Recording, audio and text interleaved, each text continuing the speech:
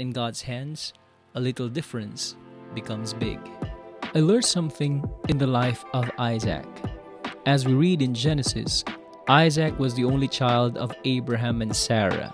Being an only child carries with it, of course, some benefits. Like sharing is just a concept you learn, not a life and death struggle, as with many families. And being an only child also carries with it some special challenges. You get all the attention, sometimes it's too much.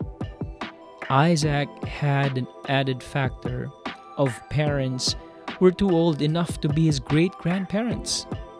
No wonder he had special problems later when he became a father of twins. Isaac was both a person and a promise. He had to learn to live with that fact. He was the first installment of God's promise to create a nation through Abraham.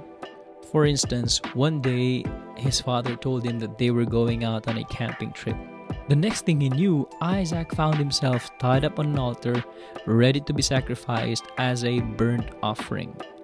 Fortunately, this was only a test of Abraham's trust in God. And as we can read in the story, an alternative sacrifice was provided. If Isaac didn't learn anything about God while he was under the knife, certainly he learned that faith was a serious business. Isaac's life was not filled with many accomplishments, but he kept the faith and he passed it on. He gave God's special blessings to Jacob and continued the generations, which later became God's people, Israel. If Isaac made a difference, you can too. Making a difference may not necessarily lead you to greatness.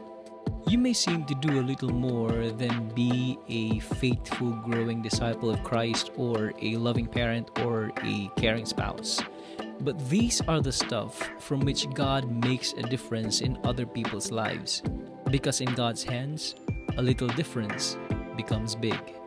If you want to learn more about Isaac's life, read Genesis chapter 17 to 35.